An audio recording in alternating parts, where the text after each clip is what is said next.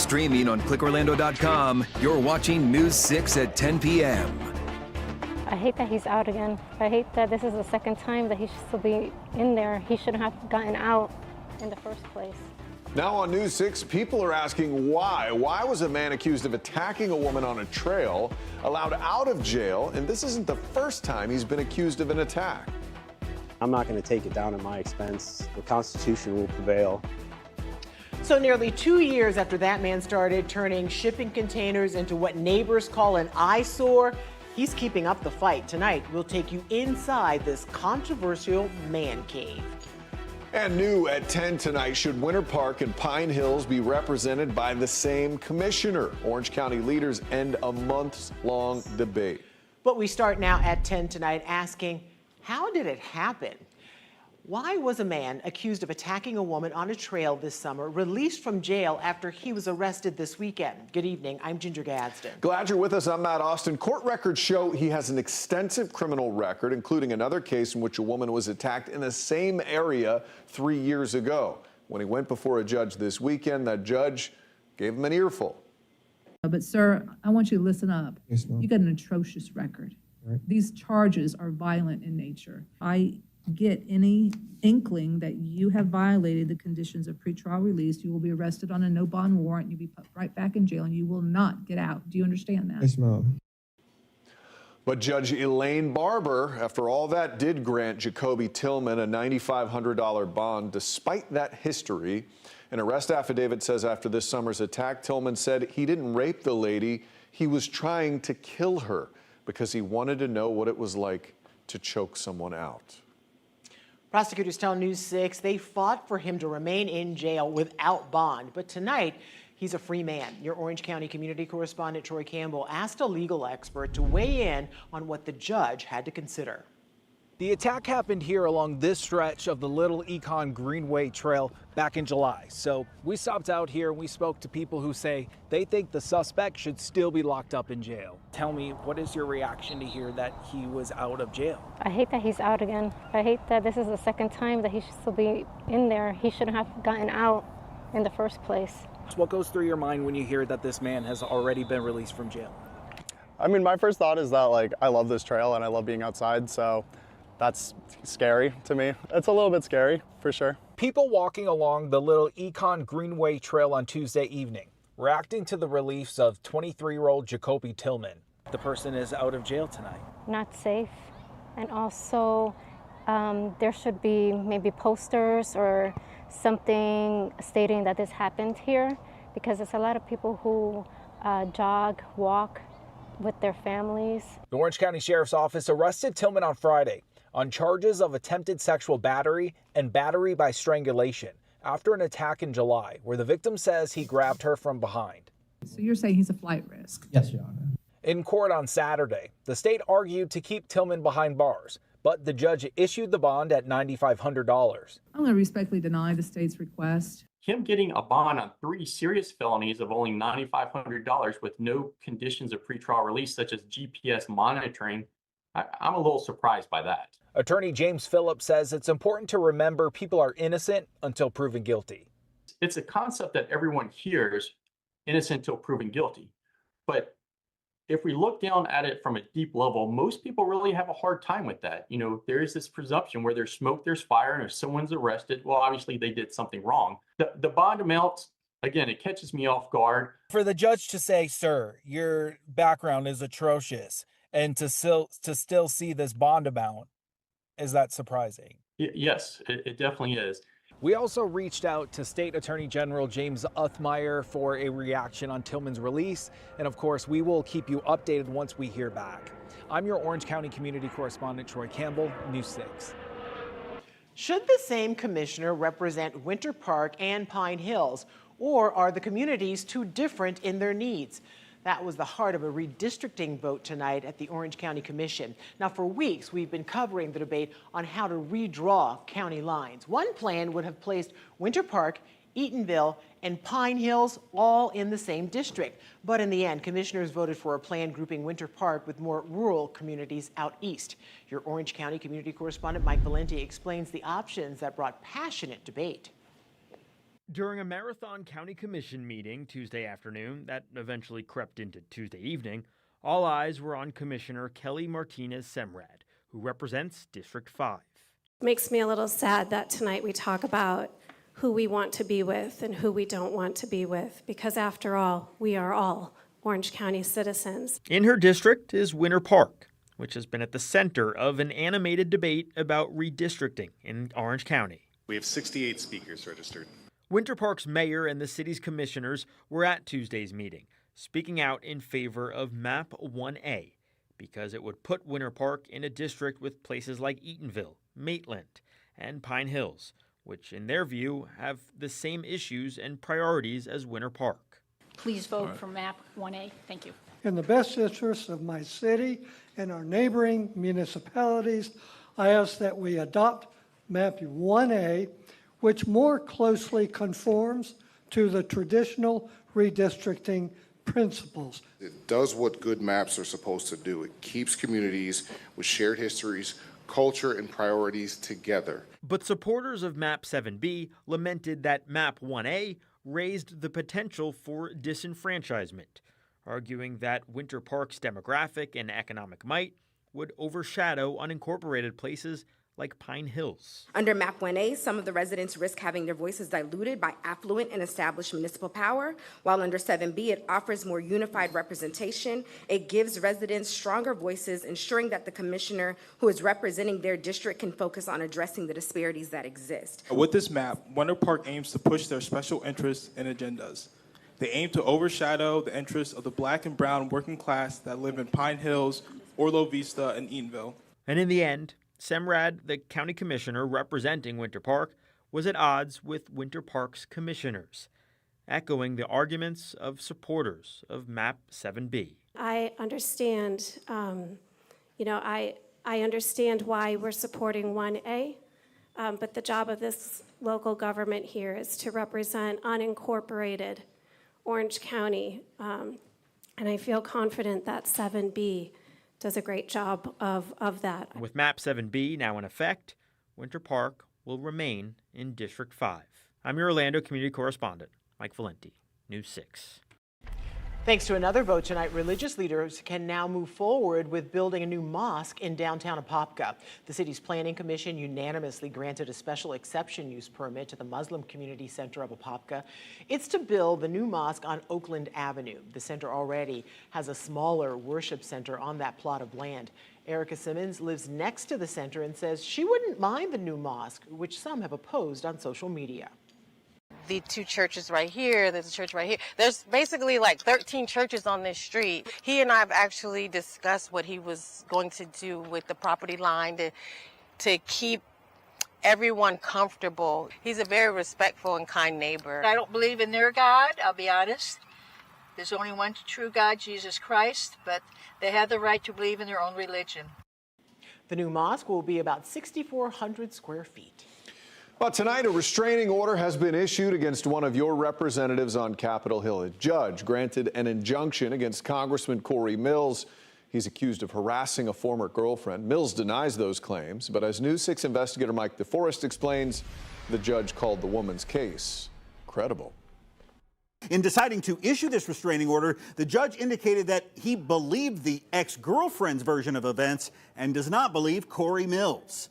Mills, a Republican who represents parts of Orange, Seminole, Volusia, and Flagler counties, is accused of cyber-stalking his ex-girlfriend after they broke up last year. Now, Mills has adamantly denied her allegations. During this court hearing last month, Mills said that his ex-girlfriend was misconstruing text messages that he sent her and that he was simply trying to, quote, unwind their relationship that was coming to an end. But that ex-girlfriend, Lindsay Langston, tells a much different story. Langston, who is the reigning Miss United States and is also a GOP committee member, claims she repeatedly told Mills to leave her alone.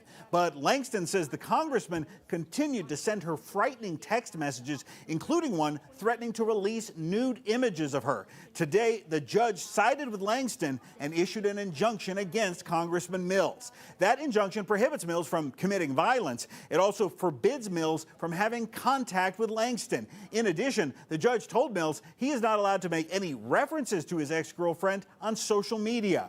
In his ruling, Columbia County Circuit Court Judge Fred Koberlin Jr. said, quote, the petitioner does have a reasonable cause to believe she's in imminent danger of becoming the victim of another act of dating violence without an injunction being entered. I have reached out to attorneys for both Mills and Langston. Neither side has commented yet about this injunction issued against the congressman. Well, in this first interview, the homeowner who ordered by Brevard County to stop building a backyard man cave out of shipping containers says he's been wronged and he's not going to take this structure down. Your Indy Atlantic community correspondent James Sparvero has navigated us through this messy legal battle since 2023. For the first time in 2 years, I'm with Joe Traska, the homeowner who built this. Joe, for 2 years, we've been calling it a man cave. You say it was supposed to be more like a pool house. That was the original plan? Yeah, I wanted something off my pool to reuse recyclable materials and shipping containers, and it turned into a mess. Yeah, a mess that's ongoing, apparently, right? You probably never could have imagined the situation you got yourself in, appearing at county commission meetings. I want my peace and I want my freedom to do what is legally right in my backyard. The back and forth, the county claiming you violated code. County code unambiguously prohibits the stacking of shipping containers. You're still sticking to your stance that you say you did everything correctly, right? Yeah, it took a couple $1,000s to get a permit. And after I had them craned into place, everybody was upset about it. Just disgusting thing. And I'm not going to take it down at my expense. The Constitution will prevail. Can you show us another angle while I'm back here? Give us a different look at it.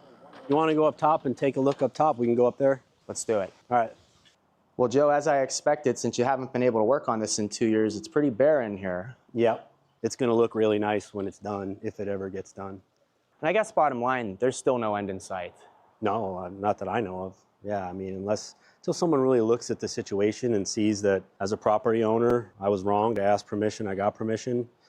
Joe's making an argument that the county code that reads you can't stack shipping containers applies to sheds, not his structure. Then when I asked the county for a comment about the battle in court, it told me it won't be settled for probably a couple more months. Whatever the final resolution may be to this story, we'll continue giving you the latest updates right here on News 6 and ClickOrlando.com. In Brevard County, I'm your Indy Atlantic community correspondent, James Sparvero, News 6.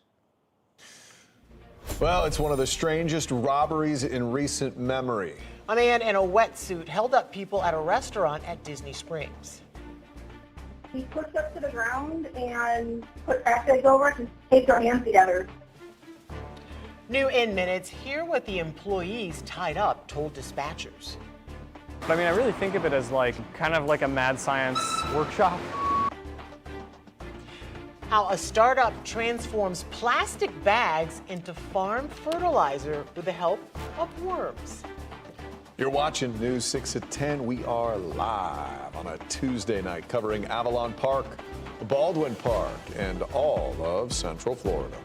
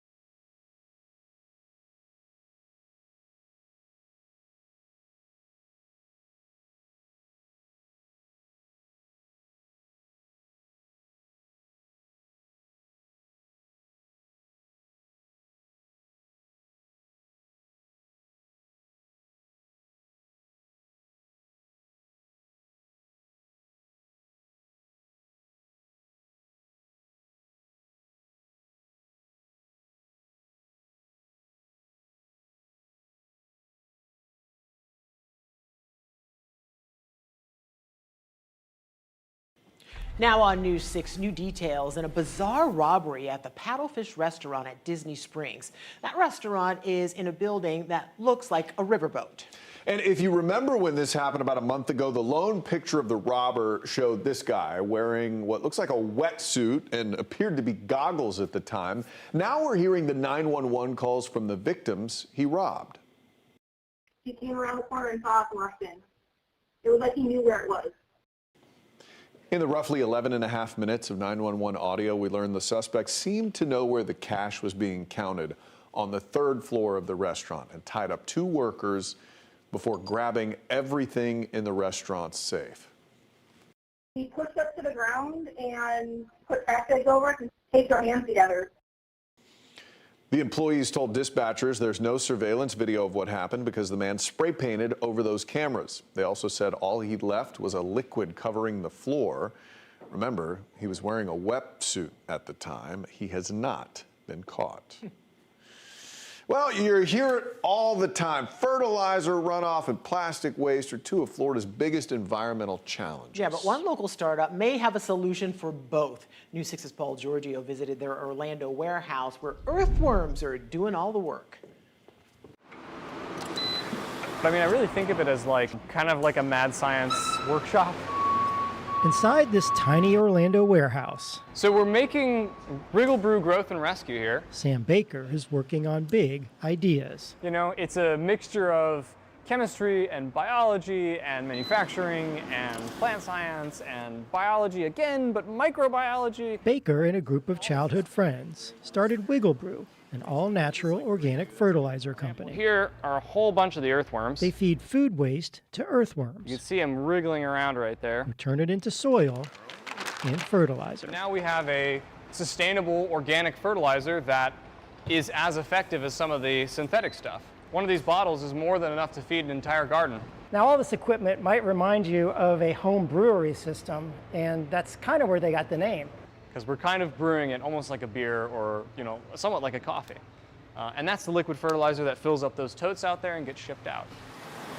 But the team has their sights on an even bigger project. So we start with material like these plastic bags or, you know, cut up pieces of plastic bottle or other materials. They've developed a process to replace the food waste with plastic. Yes, plastic. There's a way to destroy plastic and turn it into organic fertilizer.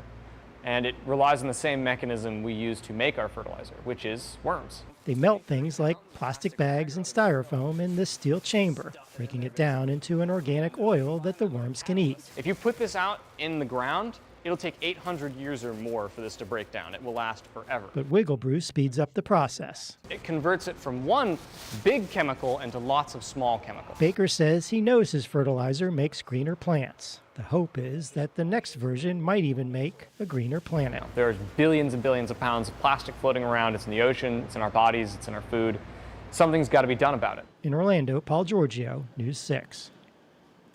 I love that they're doing Really something cool. about it. Absolutely. Yeah, that is Get for rid of sure. that plastic. All right, time to talk about our forecast, because why not? It has Why been not? so nice. Meteorologist Jonathan Kegas joins us now. Jonathan. Yeah, we've turned the corner. We have another cold front even in the sights as well as we get into the upcoming weekend. So now it's time to start to see the parade of those as we move forward for the rest of fall and then into the Florida winter. 77 degrees right now in Titusville, 70 for us in Oviedo. We're at 68 degrees in Wildwood as the temperature's coming down a little bit. We'll start in the same ballpark as where we were at again yesterday, this morning, yesterday, the last couple of days, with most of us into the low to mid 60s.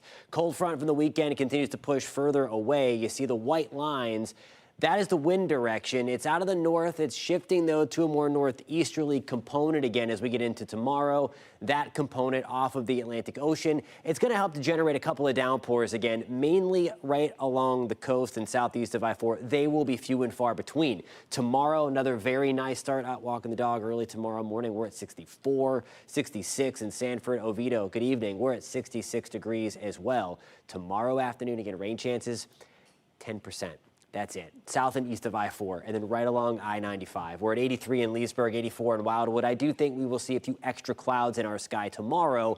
Also, as a result, again, as those stray downpours or as that wind direction comes in to help generate those downpours coming through. In terms of tomorrow, we're back into the lower 80s. Again, I do think we'll see a few extra clouds bubble back up, so not as pristine of a sky. Still a mix of clouds and sunshine, though. Note the morning temperatures. We're still hanging tight into the middle 60s. 84 degrees on Thursday. I think we get more sunshine back. That'll continue right on through Friday. Now, our next cold front, it's already on the 7-day forecast. It's coming Sunday into Monday.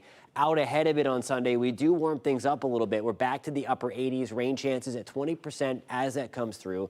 I do think the higher rain chances are going to be held towards the Big Bend. As we move into Monday, still just a lingering, that front lingers a little bit. That'll keep light rain chances around, only at 20% still. And then behind it, we're going to get another reinforcing shot of some drier air. Temperatures going to get back into the middle 80s. We'll keep things mostly sunny as well. We'll talk much more about this forecast at 11. We'll be right back.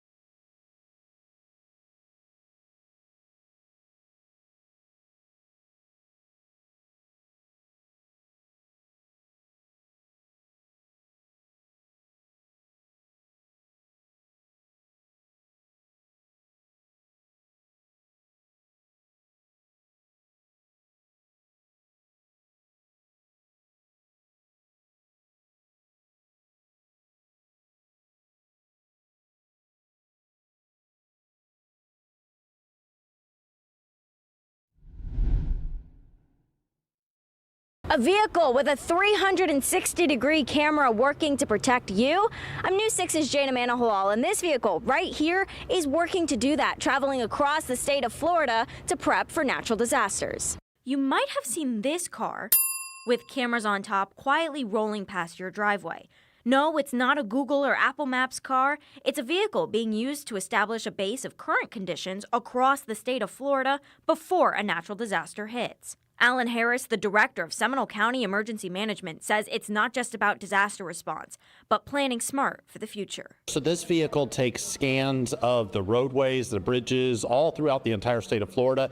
It helps us with damage assessment immediately after a disaster. So now we are going to have pre-disaster pictures as well as post-disaster pictures. We also, 2 years ago, did a similar project so we can actually see if roads have been damaged over time from just the elements or hurricanes as well. Now, the project is funded through a partnership between Florida counties, including Seminole, and federal disaster recovery programs.